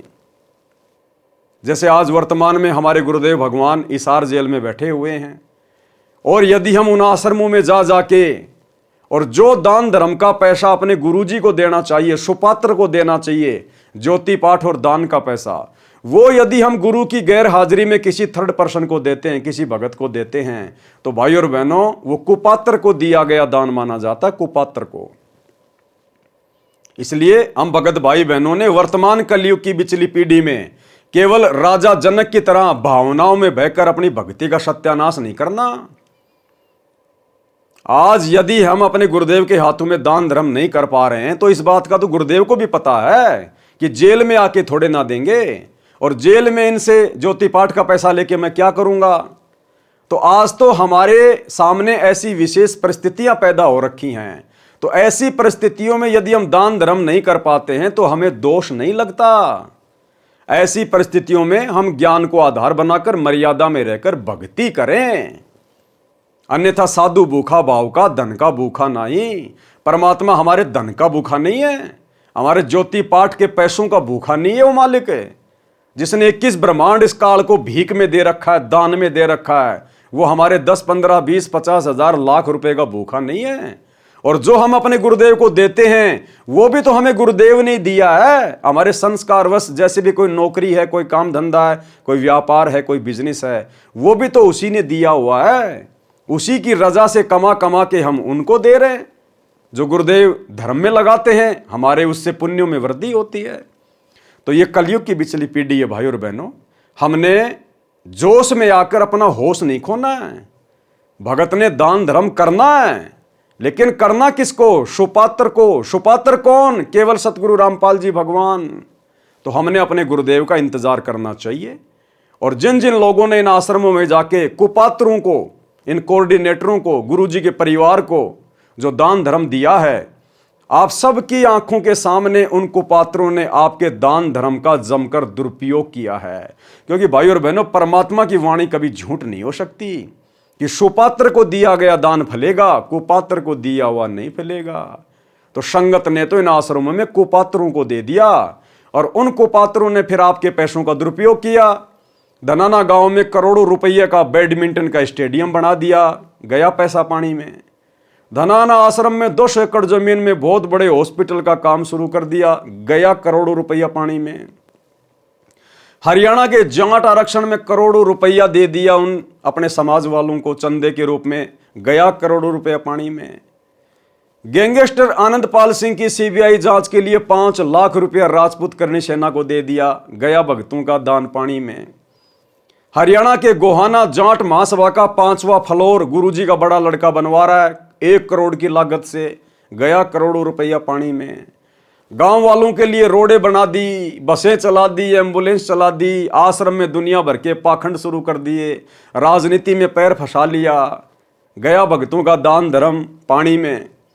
तो परमात्मा का वचन झूठ नहीं हो सकता। इसलिए अगर आपने दान धर्म भी करना है तो योग्य जगह देखो कि आपके दान धर्म का क्या किया जाएगा, कहीं आपके कर्म तो नहीं फोड़े जाएंगे। अन्यथा आपने अपने गुरुजी के आने का इंतजार करना चाहिए। आप कितने बड़े अरबपति हैं, खरबपति हैं, उस समय अपने गुरुजी को देना दिल खोल के। उनकी गैर हाजिरी में कुपात्रों को देके अपने कर्म मत फोड़ो। ये परीक्षा का समय है। परमात्मा हर पॉइंट पर हमारी परीक्षा लेगा, हर पॉइंट पर, कि मैंने इनको 30 साल से क्या समझाया कि गुरु बिन माला फेरते, गुरु बिन देते दान, गुरु बिन दोनों निष्फल है, चाहे पूछो वेद पुराण। एक भगत जी ने कहा कि वाणी तो ये कह रही है कि गुरु बनाकर दान देना चाहिए, तो हमने तो सतगुरु रामपाल जी को अपना गुरु बना रखा, उसके बाद आश्रमों में दान दे रहे हैं। भैया अच्छी बात है, लेकिन गुरु ने यह कब कहा कि गुरु बनाने के बाद फिर तुम कुपात्रों को आंख बंद करके दान दे दो? आपने तो गुरु बना लिया ना, तो रोड के ऊपर जो भिखारी रहते हैं उनको भी दे दो दान। क्यों नहीं देते उन भिखारियों को आप 4 रुपए, 5 रुपए, 10 रुपए? आपको पता है कि अगर ये मेरे पैसे का दुरुपयोग करेगा तो मुझे सजा भोगनी पड़ेगी। क्यों भैया, आपने तो गुरु बना रखा ना, दे दो भिखारी को दान।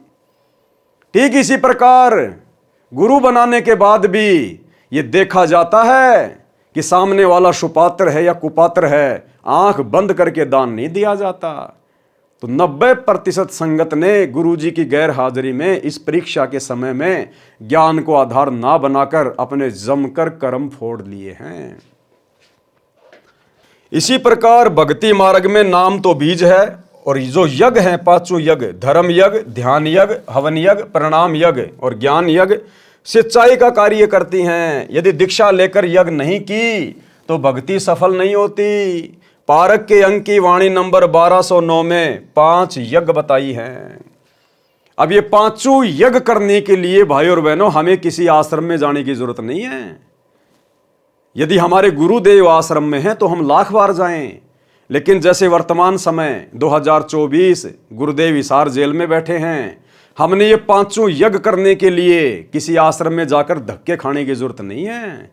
गुरुदेव ने अनेक बार सत्संगों में समझाया कि जिस दिन घर घर में 5 यज्ञ शुरू हो जाएंगी, घर घर में, आश्रम में नहीं, जिस दिन इस ज्ञान को समझकर पुण्यात्माएं घर घर में 5 यज्ञ शुरू कर देंगे, इस धरती पर सतयुग जैसा माहौल हो जाएगा, सतयुग जैसा। गुरुदेव ने घर पर 5 यज्ञ करने का आदेश दिया है। अरे हम नाम दीक्षा लेते हैं, हमें गुरुदेव का फोटो मिलता है, हमारे को घर पर गाय या भैंस के घी का खड़ी बत्ती वाला दीपक जलाने के लिए कहा जाता है, दंडोत करने के लिए कहा जाता है। कहां पे? अपने घर पे। हमें प्रतिदिन 5 यज्ञ करने का आदेश दिया जाता है ना। तो आश्रम में हम कितनी बार जाते हैं? महीने में 1 बार या 2 बार। तो क्या घर पे 5 यज्ञ ना करें? अगर हम घर पे 5 यज्ञ करेंगे तो क्या हमारी यज्ञ सफल नहीं होगी? हमें तो गुरुजी ने रोजाना 5 यज्ञ करने का आदेश दिया ना, तो रोजाना तो हम आश्रम में जाके कर नहीं सकते, रोज तो हम आश्रम में जा नहीं सकते, तो हमने अपने घर पे 5 यज्ञ करने पड़ेंगे ना। तो हम गुरुजी की गैर हाजिरी में क्यों धक्के खाएं, क्यों भटकें, जब 5 यज्ञ हम आसानी से अपने घर पे कर सकते हैं। अरे घर पर शांति से बैठ के सत्संग सुनो, तीनों समय की आरती करो, अपना सुमरण करो, मन लगा के करो, ध्यान से करो। आपकी 2 यज्ञ बन गई, ज्ञान यज्ञ और धर्म यज्ञ। सभी भाई बहन परमात्मा की पुस्तकों पर जो वीडियो बन रहे हैं, विशेष संदेश पर जो वीडियो बन रहे हैं, इनको ध्यान से सुनते हैं। हमारे दोनों यज्ञ बन रहे हैं, ज्ञान यज्ञ और ध्यान यज्ञ। अपने गुरुदेव को हम दंडवत प्रणाम करते हैं, अष्ट अंग से दंडवत प्रणामा, संध्या प्रात करो निष्कामा। हमारा जो है वो प्रणाम यज्ञ बन रहा है। अपने घर पर हम रोजाना 24 घंटे देसी घी की जोत जला रहे हैं, हमारा हवन यज्ञ बन रहा है। और अपने गुरुदेव भगवान को रोजाना भंडारा लगा रहे हैं, भोग लगा रहे हैं, भोग की आरती के साथ। इससे बड़ा धर्म यज्ञ और संसार में क्या होगा? तो जो मूर्ख प्राणी होगा, जो गुरु जी की गैर हाजिरी में 5 यज्ञ करने के लिए आश्रमों में धक्के खाएगा। हाँ, यदि आप पिकनिक मनाने के लिए, टाइम पास के लिए, मनोरंजन के लिए, मन बहलाने के लिए यदि आप आश्रमों में जाते हैं तो आप जियों का स्वागत है। अन्यथा भक्ति तो आप अपने घर पे रह के कर सकते हैं। ये भक्ति जंगल में करने वाली नहीं है, आश्रम में जाके करने वाली नहीं है। ये भक्ति परमात्मा ने हमें घर में रहकर करने वाली दी है, घर में रह के करने वाली। गरीब दान ज्ञान प्रणाम कर, होम जो हरि के हेत। यज्ञ पंचमी तुझ कहूं, ध्यान कमल सुर सेत। अर्थात दान यानी धर्म यज्ञ, ज्ञान यज्ञ, प्रणाम यज्ञ, होम यानी हवन यज्ञ और 5वां ध्यान यज्ञ। ये 5 यज्ञ साधक को गुरुजी के आदेश अनुसार करनी चाहिए। और गुरुजी ने हम सबको आदेश दिया हुआ है कि 5 यज्ञ आपने अपने घर पे प्रतिदिन करनी है। और जिस दिन ये 5 यज्ञ घर घर शुरू हो जाएगी, इस पृथ्वी का माहौल बदल जाएगा, सतयुग जैसा माहौल हो जाएगा।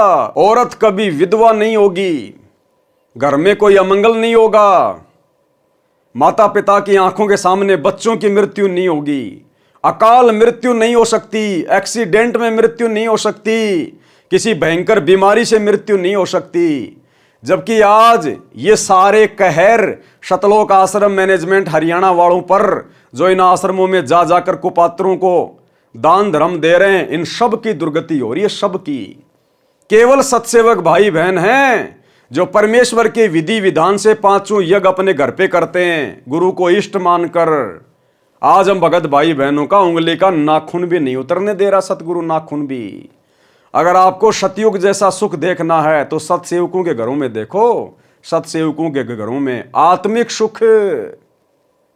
तो भाई और बहनों, एक छोटा सा सत्संग गुरुदेव का, जिसमें गुरुदेव ने स्पष्ट कर दिया कि जिस दिन आप इस ज्ञान को समझकर घर घर में 5 यज्ञ करना शुरू कर दोगे, आश्रम में जाकर नहीं, घर घर में, फिर देखना। सुनिए। पुणात्मा, देखो परमात्मा की रजा आपके ऊपर कैसी है। थोड़ी सी गर्मी होती है, परमात्मा बच्चा अपनी प्यारी आत्माओं के अमृत बरसा देते हैं, ठंड सी कर देते हैं कि ताकि ये बच्चे परमात्मा की मेरी महिमा को सुन ले। यदि आछी ठंड कर दी तो तुम सारे लटके लेने लग जाओगे, न पड़े बैठे बैठे सोओगे।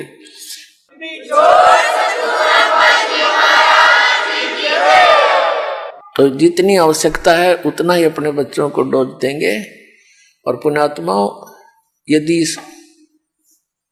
जिसमें पूरा विश्व इस सत भक्ति को स्वीकार करके और अपने अपने घरों में ये 5 यज्ञ किया करेगा। और पुण्यात्माओं, यदि जिसमें पूरा विश्व इस सत भक्ति को स्वीकार करके और अपने अपने घरों में ये 5 यज्ञ किया करेगा, फिर देखना सतयुग में ऐसा होता था, इतने पुण्यकर्मी प्राणी होते थे। यदि कोई 10 व्यक्ति बैठकर और चर्चा कर देते थे कि भगवान वर्षा नहीं हुई, आपके बच्चे दुखी हो गए, उसी समय परमात्मा वर्षा कर देते थे। यानी कोई अभाव सतयुग में नहीं होता था। पिता से पहले पुत्र नहीं मरता था, स्त्री विधवा नहीं होती थी।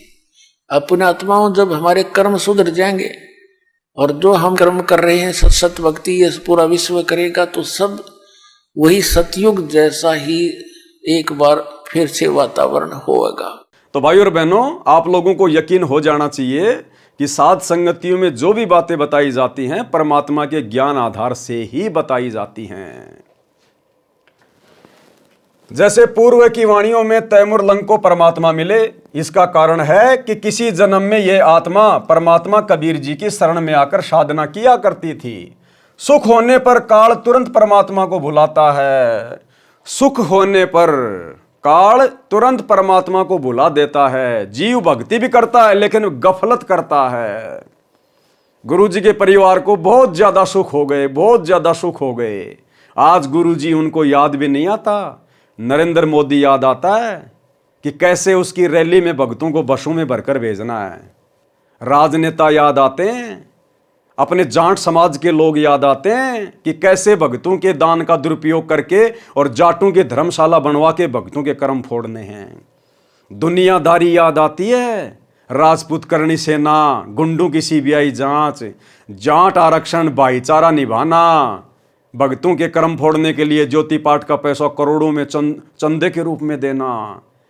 ये परमात्मा की वाणी है कि जब जीव को सुख हो जाता है वो भगवान बोलता है। इसलिए परमात्मा कहते हैं, सुख के माथे पत्थर पड़ो जो नाम हृदय से जाए, और बलिहारी उस दुख के ऊपर जो पल पल नाम रटाए।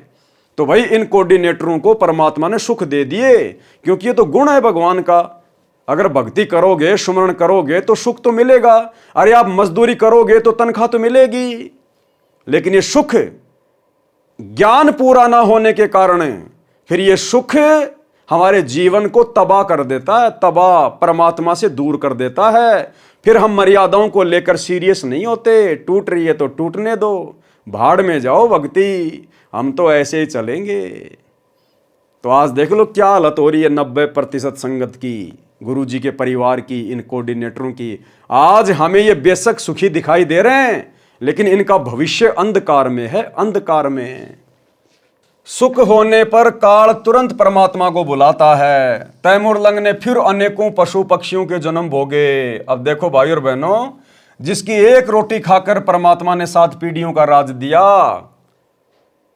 वो आत्मा परमात्मा से उपदेश लेने के बाद भी पशु पक्षी की योनि में गई, पशु पक्षी की योनि में। तैमूर लंग ने फिर अनेकों पशु पक्षियों के जन्म भोगे। जब मानव जन्म हुआ, धर्म के अभाव में निर्धन घर में जन्मा। ये पिछला टांका रह गया था, साहिब हकना राक्षी, जब मांगो तब दे।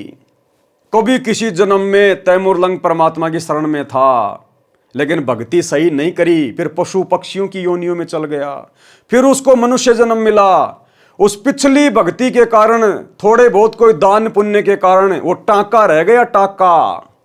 उसके बदले में परमात्मा फिर आया अपनी आत्मा के पास, फिर एक रोटी खाई, और फिर एक रोटी खाने के कारण परमात्मा ने 7 पीढ़ी का राज दिया। कितना दयालु है परमात्मा, हमारी कितनी गलतियां माफ करता है। भले हमारी गलतियां भगवान माफ करता है लेकिन हम तो कष्ट उठा लेते हैं। हम तो पशु पक्षियों के जन्म में जाके फिर वो भोग भोगते हैं, दुख तो उठाते ही हैं।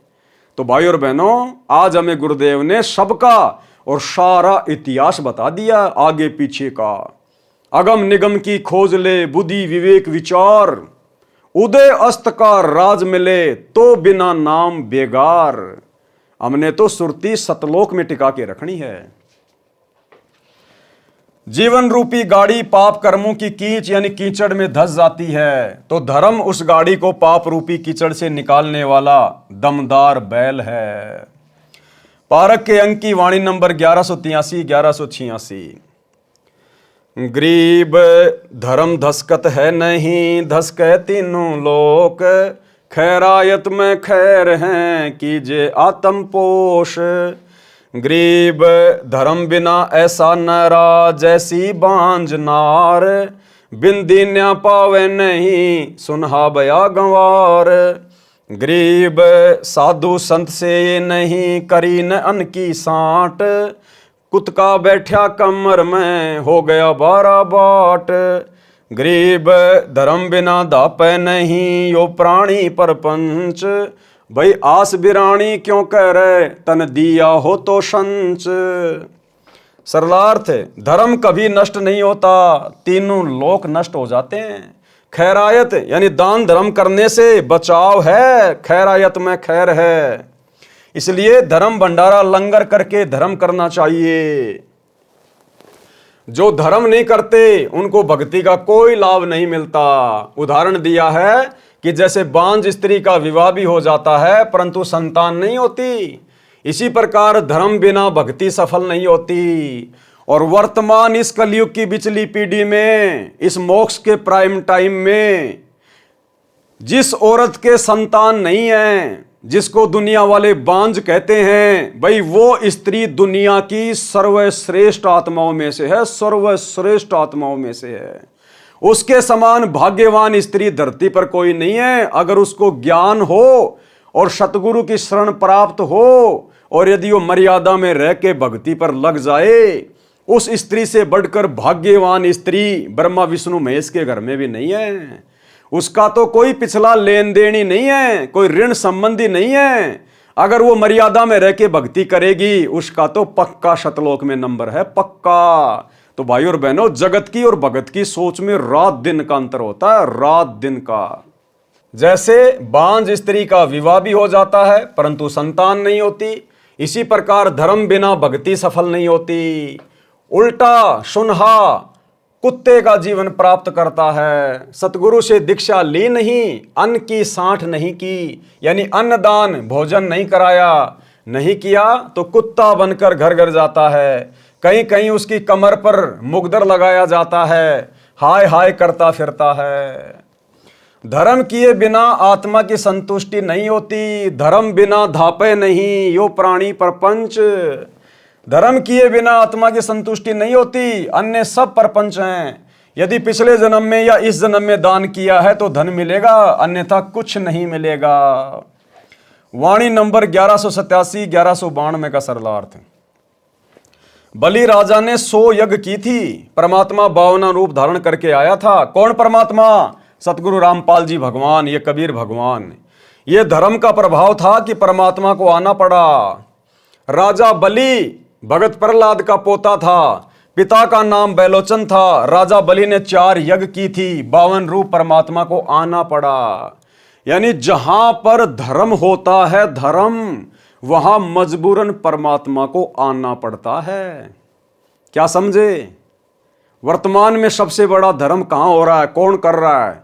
अपने गुरु को इष्ट मानकर गीता अध्याय 3 श्लोक 13 के अनुसार घर घर भोग कौन लगा रहा है?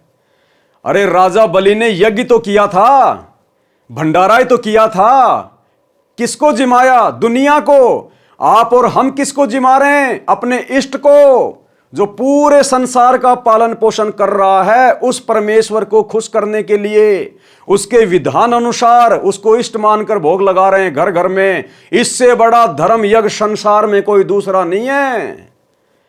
राजा बलि का धर्म यज्ञ भी फैल है इस धर्म के आगे।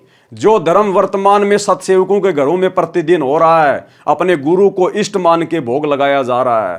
राजा बलि के द्वारा 100 यज्ञ करना और सतसेवकों के द्वारा एक समय अपने गुरुदेव भगवान को भोग की आरती के साथ भोग लगाना, उसके 100 यज्ञ के ऊपर भारी है, 100 यज्ञ के ऊपर। तो जब राजा बलि के यज्ञ के कारण परमात्मा को 52 रूप धारण करके आना पड़ा, तो क्या आज हम सतसेवकों के घरों पे परमात्मा नहीं आएगा? परमात्मा ने देखा रे ये तो तीनों टाइम भोग लगाते हैं, सुबह भी, दोपहर भी, शाम भी। फिर मेरे को सुबह भी आना पड़ता है, दोपहर भी आना पड़ता है, शाम को भी आना पड़ता है। तो परमात्मा ने प्रेरणा की कि बच्चों तुम तो मेरा बेड ही लगा दो। अब मैं तीनों समय हिसार जेल से आता हूं जाता हूं, तुम एक काम करो, मेरा बेड लगा दो, मैं यही ना बैठ जाऊंगा। भाई मुझे जेल में बैठना, मुझे यहां बैठना, तो क्यों ना मैं यहीं बैठ जाऊं, बार बार आना तो नहीं पड़ेगा। तो परमेश्वर अपने प्रत्येक बच्चे के घर में विराजमान है, जो गुरु को इष्ट मान के भोग लगाते हैं। क्या कह रहे हैं परमात्मा? आना पड़ता है भगवान को। और हम तो परमात्मा से विशेष विनती करते हैं। अरे राजा बलि तो केवल इंद्र का राज्य प्राप्त करने के लिए धर्म यज्ञ कर रहा था, मोक्ष के लिए नहीं कर रहा था। उसको तो पता भी नहीं था भगवान कौन है, भक्ति क्या है, मोक्ष क्या होता है। आप और हम तो निस्वार्थ भाव से अपने आत्म कल्याण के लिए, गुरु को प्रसन्न करने के लिए ये धर्म यज्ञ कर रहे हैं, भोग लगा रहे हैं। इंद्र का राज्य प्राप्त करने के लिए नहीं, थूकते हैं हम इंद्र के राज्य के ऊपर अपने गुरुदेव भगवान की आज्ञा अनुसार। तो ऐसी जगहों पर तो परमात्मा परमानेंट सेट हो जाता है, परमानेंट, एक क्षण के लिए भी दूर नहीं होता उस घर से। और फिर हम तो परमात्मा से अर्ज करते हैं, उनका भोजन भंडारा लगा के क्या विनती करते हैं, हे परमपिता परमात्मा, सारी सृष्टि के रचनहार कबीर परमेश्वर सतगुरु रामपाल जी भगवान, आप जी का भोग प्रसाद तैयार है, आप अपनी पवित्र रसना से इसे पवित्र करने की कृपा करें। हे परमेश्वर, भोग प्रसाद बनाते समय, लगाते समय या भोग की आरती करते समय यदि हम तुच्छ बुद्धि जीवों से कोई त्रुटि रह जाए तो परमेश्वर हमें तुच्छ जानकर क्षमा करना। जब हम परमात्मा से अरदास कर रहे हैं तो क्या परमात्मा अपनी पवित्र रसना से उस भोग प्रसाद को ग्रहण करके हमारे लिए पवित्र नहीं करेंगे क्या? हो ही नहीं सकता कि परमात्मा ना आए और भोग ग्रहण ना करें। ये तो अनंत कोटि कलाओं का स्वामी है। अगर पूरी सृष्टि जिसमें अरबों खरबों जीव हैं, अगर सभी परमात्मा को तीनों समय भोग लगाएं, ये परमात्मा तो प्रत्येक के पास में भिन्न भिन्न रूप बना के सूक्ष्म रूप में प्रकट हो जाएगा, इतना समर्थ है। गरीब सब पदवी के मूल हैं, सकल सिद्धि हैं तीर, और दास गरीब सत्य पुरुष भजो, अविगत कला कबीर। अरे जब काल एक जीव 1000 कला का स्वामी है, 1000 रूप बना सकता है, अक्षर पुरुष एक जीव है 10,000 कला का स्वामी है, 10,000 रूप बना सकता है, और सतगुरु रामपाल जी भगवान अनंत कोटि कलाओं के स्वामी हैं। इनके लिए तो कुछ भी मुश्किल नहीं है। तो भाई और बहनों, परमात्मा को आना पड़ता है और आना नहीं पड़ता। अब तो परमात्मा सत्सेवकों के घर में परमानेंट पैर जमा के बैठ गए, परमानेंट पैर जमा के, कि क्या करूंगा जाके, थोड़ी देर बाद में फिर आना पड़ेगा दोपहर को, फिर शाम को आना पड़ेगा, भंडारे का भोग लगाएंगे, फिर रात को सोऊंगा तब दूध का भोग लगाएंगे, सुबह उठते ही नाश्ते का भोग लगाएंगे। तो क्या करूंगा, बार बार आऊंगा जाऊंगा, क्यों ना यहीं विराजमान हो जाता हूं। अरे वाह, बेड भी लगा दिए बहुत बढ़िया बढ़िया, रोजाना चादर वगैरह बिछती है, या सप्ताह में एक बार मेरे बच्चे मेरे कपड़े चेंज कर रहे हैं। अरे सारी व्यवस्था कर रखी है इन्होंने तो मेरे लिए, अति प्रसन्न अति प्रसन्न। और परमात्मा विराजमान, और ये चाहिए भगत को, और क्या चाहिए।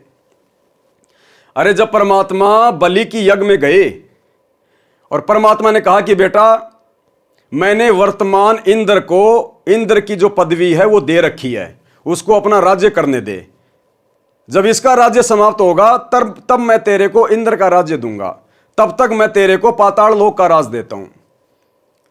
तो बलि ने क्या कहा कि परमात्मा एक वचन दो मुझे।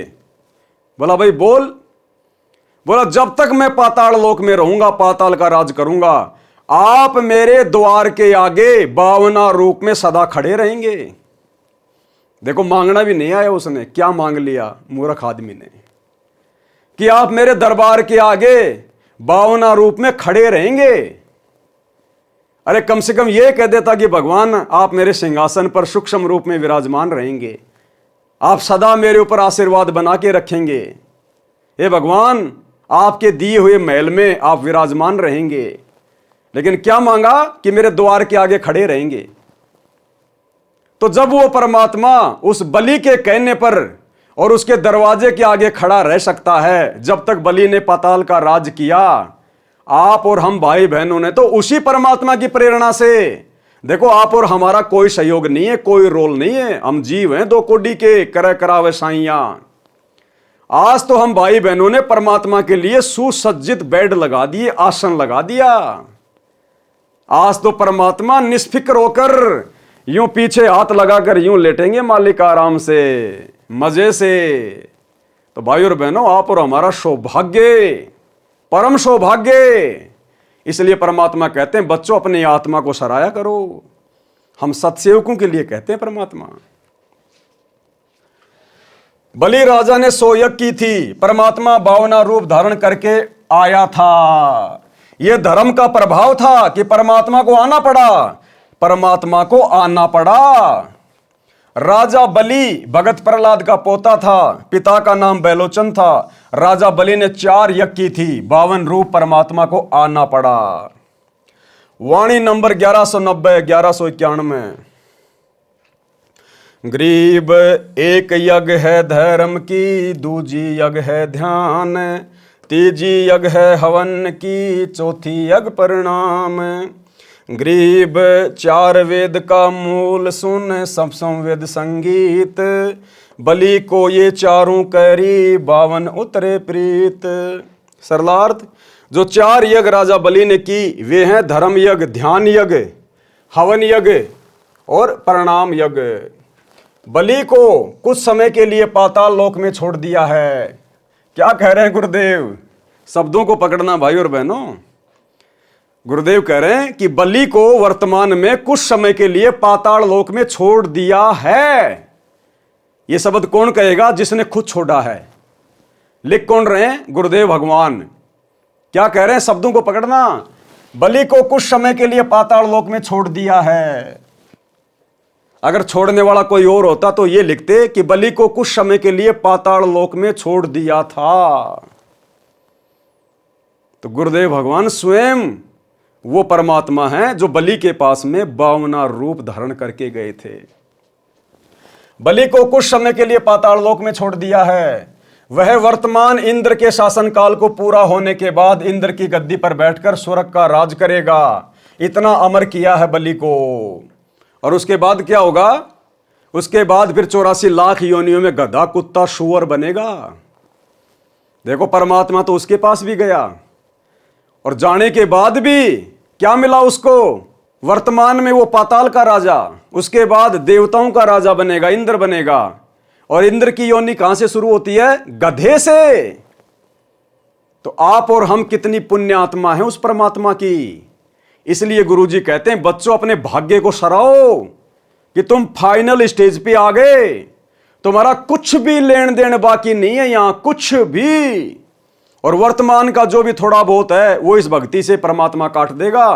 तुम्हारा तो अगला कदम शतलोक में है, अगर दृढ़ होकर भक्ति पर टिके रहे तो। बलि को कुछ समय के लिए पाताल लोक में छोड़ दिया है। वह वर्तमान इंद्र के शासन काल को पूरा होने के बाद इंद्र की गद्दी पर बैठकर स्वर्ग का राज करेगा। बस इतना अमर किया है बलि को। दान करने से मानव शरीर भी मिलता है। उसको मिलता है जो गुरु बनाकर धर्म करता है, यज्ञ करता है। एक बार दुर्भिक्ष गिरा था, यानी अकाल गिरा था। एक धर्मात्मा ने प्रतिदिन 1 आंजला यानी 1 मुट्ठी चनों की बाखड़ी बनाकर प्रत्येक व्यक्ति को बांटता था। वह सेठ उसके धर्म के कारण कई बार चक्रवर्ती राजा बना। एक भयंकर अकाल पड़ा था और एक सेठ था, उसने बाकड़ी होती है जैसे गेहूं होता है, गेहूं को पानी में गर्म किया जाता है बहुत ज़्यादा, वो फूल जाती है, नरम हो जाती है, उसको बाकड़ी कहते हैं। उसमें कुछ मीठा वाठा मिला के लोगों को बांट दिया जाता था। जब हम पहले छोटे छोटे थे और जब किसी के घर में कोई रिश्तेदार आता था तो उसके गीत गुआए जाते थे। जब वो शाम को खाना खाता था तो गांव की औरतें इकट्ठा होकर गीत गाती थी। और गीत गाने के बाद में फिर क्या मिलता था सबको? 1-1 मुट्ठी बाकड़ी की। वो खाया करते थे हम लोग। उस बाकड़ी के चक्कर में दास उस 1 मुट्ठी बाकड़ी के चक्कर में और रात के 10 बजे तक अपनी माता जी की गोद में बैठा रहता था। कब बाकड़ी मिलेगी, कब ये गीत समाप्त होंगे। तो चाहे वो चने उबालो चाहे गेहूं उबालो, उसको कहते हैं बाकड़ी। तो उस सेठ ने जो बाकड़ियां बांटी थी उस अकाल के समय में, उसके बाद उसके प्रतिफल में, बस इतने से दान धर्म के प्रतिफल में कई बार पूरी पृथ्वी का राजा बना, चक्रवर्ती। देखो, दान धर्म तो बहुत सारे लोग करते हैं, लेकिन उसने विशेष परिस्थिति में वो बाकड़ियां बंटवाई थी जिस समय लोग भूखे मर रहे थे, जिस समय लोगों को उसके भोजन की अति आवश्यकता थी। तो ऐसी परिस्थितियों में किया गया दान धर्म विशेष लाभ देता है। वाणी नंबर 1194 से 1195। गरीब नाम सरीखा दान है, दान सरीखा नाम, सुन ही को भोजन दिया, तीनों छिके बलिजाम। गरीब बुढ़िया और बाजीद जी, सुन ही के आनंद, रोटी चारू मुक्ति है, कटे गले के फंद। सरलार्थ, एक समय बाजीद राजा राज्य घर त्याग कर जंगल में साधना कर रहे थे। एक कुतिया ने 8 बच्चों को जन्म दिया। उसको बहुत भूख लगी थी। एक बुढ़िया अपनी 4 रोटी कपड़े में बांधकर खेत में काम के लिए जा रही थी। बाजिद ने कहा, माई इस कुतिया को 1 रोटी डाल दो, ये भूख से मरने वाली है, साथ में 8 बच्चे और मरेंगे। बुढ़िया चतुर थी, उसने कहा मेरे खून पसीने की कमाई है, ये कैसे दे दूं। संत ने कहा, कैसे रोटी डालोगी। बुढ़िया ने कहा, आप अपनी भक्ति का 4था भाग मुझे दे दो, यानी संकल्प कर दो, मैं रोटी डाल दूंगी। संत ने अपनी साधना का 1/4 भाग संकल्प कर बुढ़िया को दे दिया। ये गलती वर्तमान में आप और हम भगत भाई बहनों ने नहीं करनी है। हमने अपनी भक्ति का एक अंश भी किसी को दान नहीं करना, चाहे कोई भूख से मर रहा तो मरने दे।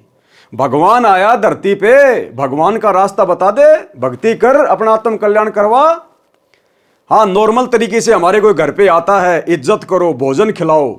रास्ते में आपको कोई भूखा व्यक्ति मिल जाता है, भूखा है, उससे पूछो, वो कहे हाँ भाई मुझे भूख लग रही है, कहीं भी रोटी लेके उसको खिला दो, कोई फल फ्रूट खिला दो, कोई बिस्कुट वगैरह उसको जो है वो खिला दो। लेकिन हमने अपनी भक्ति का 1% भी अंश किसी को दान नहीं करना। अगर ऐसा कोई छलबल हमारे साथ में काल प्रेरणा से कोई करे तो, कोई मर रहा तो मरने दो, हमने राजा जनक जैसी गलती नहीं करनी। परमात्मा कहते हैं, दया बिना दरवेश कसाई।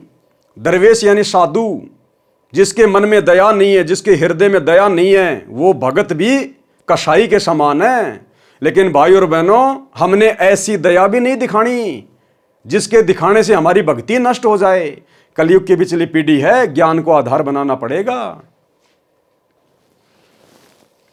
बुढ़िया ने 1 रोटी कुतिया को डाल दी, फिर भी कुत्ती भूखी थी। करते करते 4 रोटी कुतिया को डाल दी और संत बाजिद जी ने अपनी सर्व भक्ति कमाई उस बुढ़िया को संकल्प कर दी, जिससे कुतिया तथा उसके बच्चों का जीवन बचा। रोटी देने से माई को भक्ति की कमाई प्राप्त हुई और बाजिद की भक्ति पुण्यहीन हो गया, परंतु कुतिया और उसके बच्चों को जीवन दान देने के कारण स्वर्ग प्राप्ति हुई। फिर स्वर्ग से कहाँ जाएगा? उसी काल के जाल में।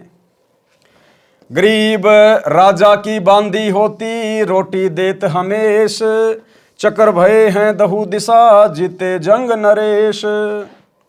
सरलार्थ, एक राजा की बांदी यानी नौकरानी धार्मिक थी। वो प्रतिदिन गरीबों को रोटी बांटती थी।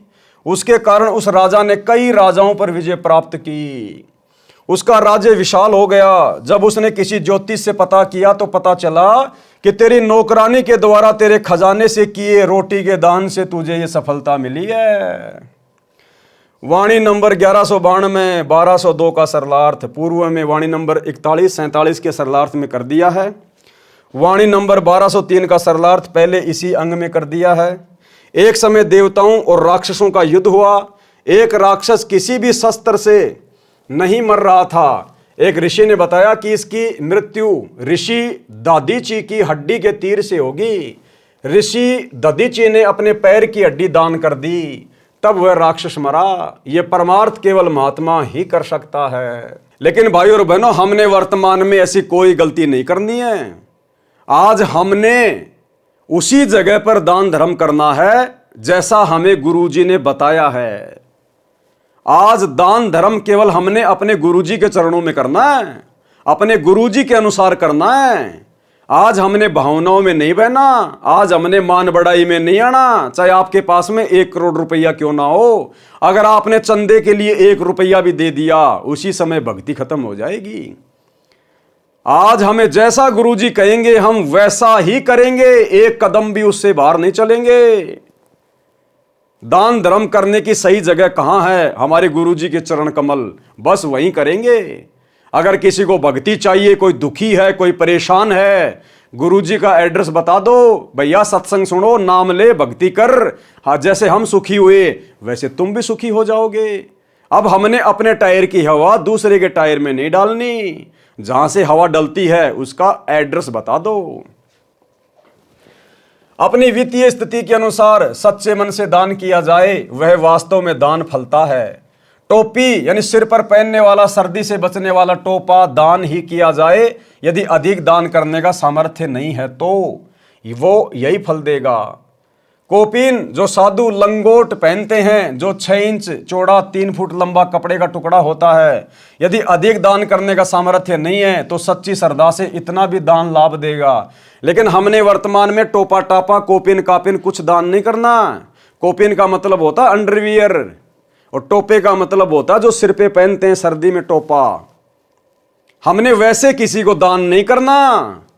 हाँ, यदि आपके घर पे आपके पास में टोपा है, एक्स्ट्रा है, और आपसे यदि कोई मांग रहा है तो उसको दे दो, उसमें दिक्कत नहीं है।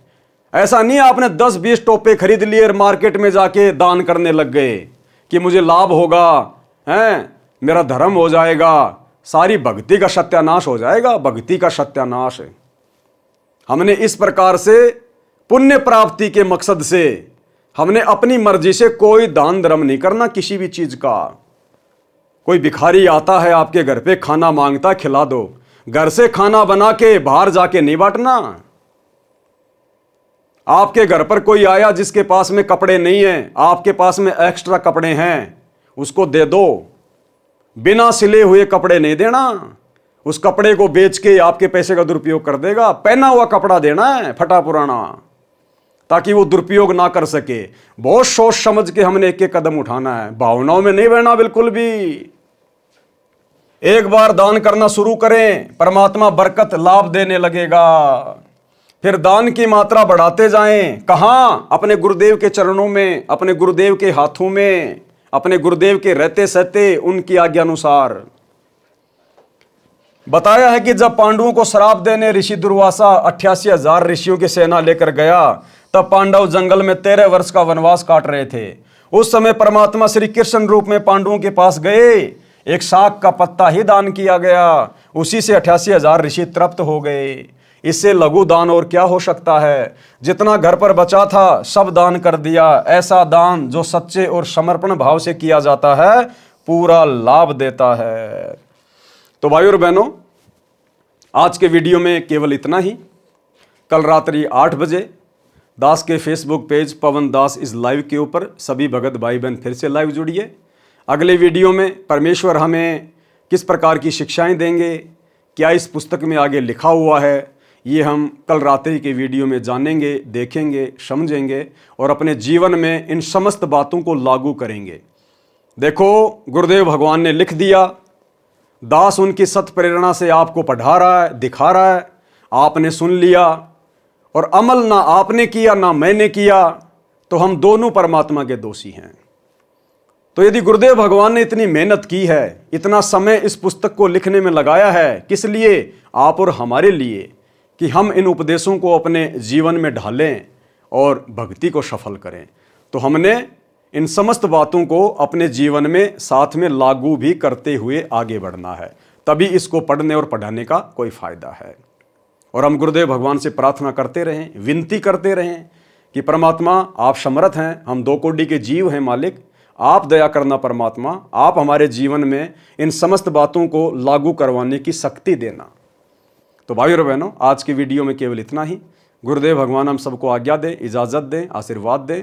बंदी छोड़ सतगुरु रामपाल जी भगवान की जय हो।